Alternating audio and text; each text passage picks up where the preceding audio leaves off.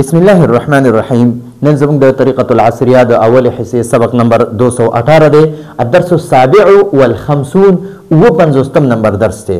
خو اول مونږه د شپږ 50 نمبر درس کې لږ سبق را نه پاتې شو د څه غلطۍ کې هغه به ان شاء الله استفهامیه جملې وي د هغه به اول مونږ حل کو او بیا به د 50 نمبر درس ضروری قاعده او د الفاظ معنی وایو جی. نو د زوړ سبق یعنی د شپږ 50 نمبر سبق استفهامیه جملې استفهامیه یعنی سوالیه جملې ٹھیک شو. نو اول نمبر سوالیه جملې دي و کم طالبا دا کم د استفهام د لپاره استعمالېږي د سوال د لپاره استعمالېږي. مونږ وایو څومره طالبان دي د کلاس کې څومره طالبان دي یا په جماعت کې څومره کسان دي دغه شان بازار ته څومره طالبان ته دي دا بسته کې څومره کتابونه دي. نو دغه شان مختلف سوالونو لپاره چې څومره کم استعمالېږي که نه نو هغې ته په عربۍ کې کم وایي کم.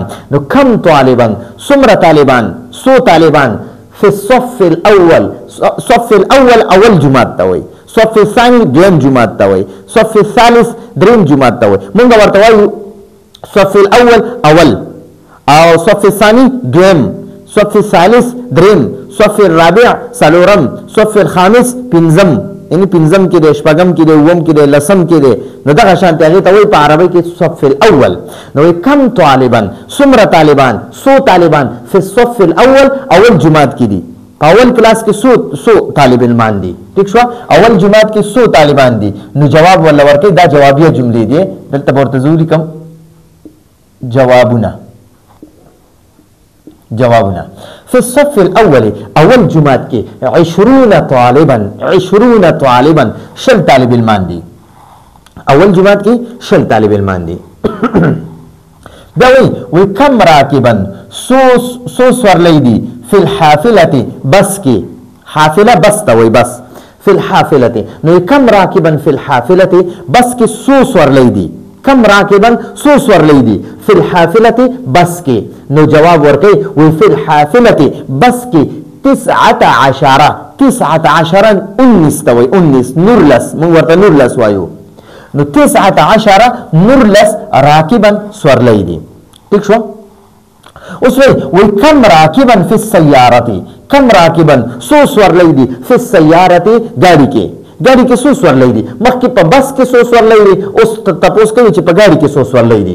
نو ته جواب ورکا فی السیارة بس गाड़ी کې فی السیارة गाड़ी کې 5 رکابن 5 رکاب سورلی دي. نو ته اوس وې چې دلته راکب او دلته رکاب دي نو یاد وساتئ د 11 نه واخله تر د 19 پورې د 11 نه واخله 19 پورې یا د 11 نه واخله تر 99 پورې دا عدد نه عدد دا به موږ سره مرکب استعمالیږي او معدود چې دا به سره واحد مفرد واحد مفتوح استعمالیږي منصوب ٹھیک شو پوه شو دي یعنی فتحه به وي په همیشه لپاره. نو ګورئ دا 19 وګورئ 19 دا مرکب دی کنه. نو چې کله دا عدد مرکب وي نو دا کم معدود دی کنه دا واحد مفتوح استعمالیږي واحد منصوب به استعمالیږي. او چې کله د 3 نواخله 3 نه تر د 10 پورې 3 نواخله 10 پورې چې کوم عدد وي کنه نو د معدود به جمع استعمالیږي ٹھیک شو او مکسور به وي. نو 5 رکابن باندې کسره مکسور دی مکسور ٹھیک شو. نو 5 مضاف شو ولا دا 5 عدد دی او دا رکابن معدود دی ٹھیک شو. نو فی السیارة गाड़ी کې 5 رکابن 15 سورلی دي. نو ګورئ د 3 نه واخله د 3 نه تر د 10 پورې عدد د پاره به معدود جمع مکسور استعمالیږي په دې به امید ده پوه شوي. او د 11 نه واخله تر 99 پورې د عدد د پاره به معدود مفرد استعمالیږي. ها اوس وی کم شهرن څو میاشتې دي فی السنة کال کې سنه کال ته وایي سنتون څه ته وایي کال ته وایي. نو کم شهرن څو میاشتې دي فی السنة کال کې.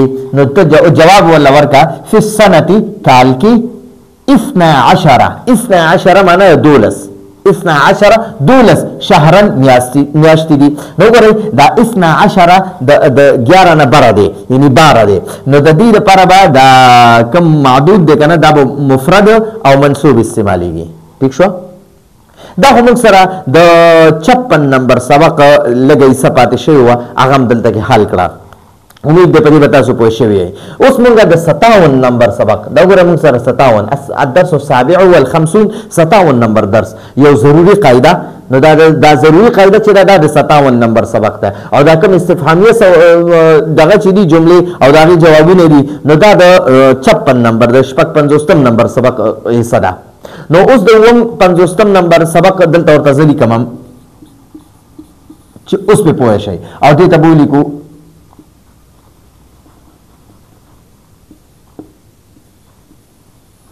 56 نمبر سبق او دا 57 نمبر سبق کې اول موږ یو ضروري قاعده وایو او بیا براغه نه پس د الفاظ معنی وایو نو په ضروري قاعده کې موږ تدي وای کچرته معدود مؤنث وي معدود یعنی ګوره دا ګوره یا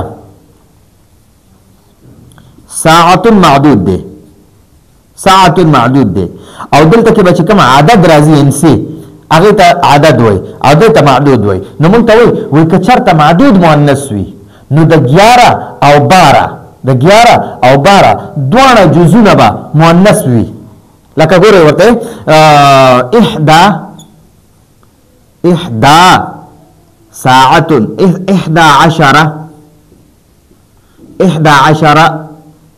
دواړه جزونه به مؤنث وي نو 11 ساعتا وګوره دا ساعتا موږ سره معدود دی نو موږ ته چې معدود مؤنث وي نو ګوره معدود موږ سره مؤنث دی مؤنث په څنګه پیژنې چې اخره کې ګول تاوي ٹھیک شو نو موږ سره دا معدود مؤنث دی نو د 11 او 12 دواړه جزونه نو 11 دا 1 شو دا اول جز شو او 10 دا دویم جز شو نو دا دواړه جزونه به مؤنث وي ٹھیک شو اوس زما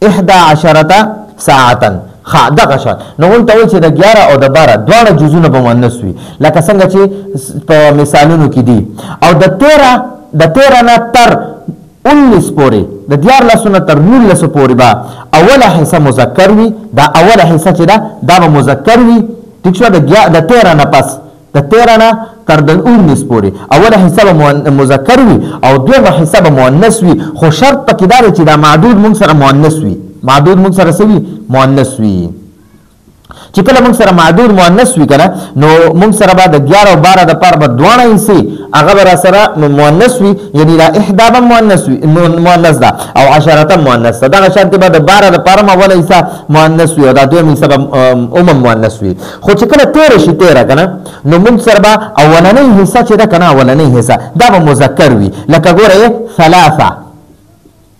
3 دا اولنی حصہ شو 3 او دا دویم حصہ نه 10 دا به مؤنث استعمالیږي 10 خو تاسو ته موي دا به موږ سره اول حصہ مذکر او دویم حصہ د 13 نه پس 13 14 15 16 17 18 19 پورې اول حصہ مذکر او دویم حصہ مؤنث الوی چې کله موږ سره دا معدود مؤنث وي ٹھیک شو نو دلته موږ سره اگر 13 ساعتا نو دغه خبره مونږ ته کوي ښه نو مونږ ته وایي چې د 14 او د 19 پورې به اوله حصہ مذکر وي او دویمه حصہ به مؤنث وي لکه 3 ګوره دا 3 اوله حصہ ده او دا 10 دویمه حصہ ده نو دوی 3 مذکر ده او 10 دا دویمه حصہ چې دا مؤنث ده وجه سره چې دا معدود مونږ سره مؤنث ده نو مونږ سره به اوله حصہ مذکر راځي دویمه حصہ به مؤنث راځي نو مونږ به وایو 13 ساعتا 13 ساعة 14 ساعة 15 ساعة ٹھیک شو تر د 19 نو 9 ور مذکر دی 10 مؤنث دی دویمه حصہ مؤنث ده او غرفتن کمره او د 20 نتر 90 پورې 20 شل د شلو 150 سلويختو 50 شپېتو او یاو اتیاو او لسکم سلو نوی پورې دا به موږ سره یو شان استعمالیږي د مذکر معدود د پر مؤنث معدود د پر دوه پر یو شان استعمالیږي لکه 20 قلما یا 20 ساعتا. ٹھیک شو ګورئ دې ته ګورئ 20 قلما شل قلمان. ٹھیک شو 20 قلما. وګورئ دا قلمان معدود موږ سره مذکر دی نو دا 20 ولا همدغه شانتې راغی. اوس همدغه 20 به د مؤنث دپاره راځي. ګورئ 20 ساعتا. نو دا ساعتا موږ سره معدود مؤنث دی او 20 ورلا 20 راغی او دغه شان قلمن موږ سره مذکر دی او دا 20 ورلا همدغه شان تر نو 20 د مذکر او د مؤنث دوه لپاره یو شان راځي. ٹھیک شو نو دا د 20 نه واخله 20 20 30 30 40 40 50 50 او دغه شان دی دغه شان 70 او 80 90 دغه شان ته ځه نو تر د 90 پورې دا به ټول موږ سره او د مذکر او مؤنث دوه لپاره یو شان راځي. نو موږ ته وایي او د 20 نه تر 90 پورې به د مذکر او مؤنث دوه لپاره یو شان وي. او معدود ته د نحو په اصطلاح کې تمییز وایي. معدود ته د نحو په اصطلاح کې تمییز وایي او عدد ته څه وایي ممیز. عدد ته ممیز وایي او معدود ته تمییز وایي. ٹھیک شو نو په امید دی تاسو په دې باندې پوه شئ. دا به انشاءالله زموږ په سبق کې بیا د دې مشق وشي نو بیا به دا ښه طریقې سره یاد شي. اوس وایي معانی الکلمات د الفاظو معنی. معانی الکلمات د الفاظو معنی. نو اول موږ لره کړی دجاجه. دجاجتون دی عرب دا دجاجه وایي. دجاجه نو دجاجه چرګې ته وایي. چرګه اردو کې ورته مرغي وایي موږ ورته چرګه وایو. او سمکه سمکتون دی عرب وایي سمکه. سمکه مئی ته وایي. کب ته کب کم کبان چې موږ راوړو حلالي کو خوري پخوي لشي پکې وي هغې ته سمکه وایي. مزرعه مزرعتون دی عرب وایي مزرعه مزرعه نو هغه پټي ته وایي. پټي ته ښه. قطعه قطعه ټوکړې ته وایي. ټوکړې دا قلم دی دا درې څلور ټوکړې ته نو هغه یوې ټوکړې ته قطعه وایي. قطعتون دی عرب وایي قطعه ټوکړه. بندقیه بندقیتون څه ته وایي. بندقیتون دی عرب وایي بندقیه ټوپک ته وایي. اسلحې ته وایي. بیضه بیضتون دی عرب وایي بیضه انډې ته وایي. انډه موږ ورته اګۍ وایو انډه ورته وایو او هام ورته وایي. کیسون چې دی که نه دا ګوتۍ ته وایي. ګوتۍ ته عرب اردو کې ورته تیلی وایي. تیلی ٹھیک شو آب هم ورته ولیکو که څوک په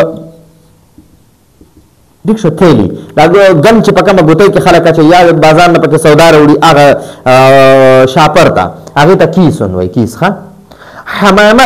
حمامتون دی حمامه ورته وایي. نو کمتره ورته ما لیکلی خو مخې ته مې ورته بیا کونتره لیکلی کېږي داسې او ویلی کېږي داسې. کمتره موږ ورته وایو کمتره. ټیک شوه. اردو کې ورته کبوتر وایي. کبوتر کمتره ورته مو وایي. قماشون قماش چې دی که نه قماش دا کپړې ته وایي. کپړې ته قماش وایي. او غابه چې دی که نه غابتون دا ځنګل ته وایي. غابه عرب ورته غابه وایي. ٹھیک شو نو غابتون ځنګل ته وایي. غابه ځنګل.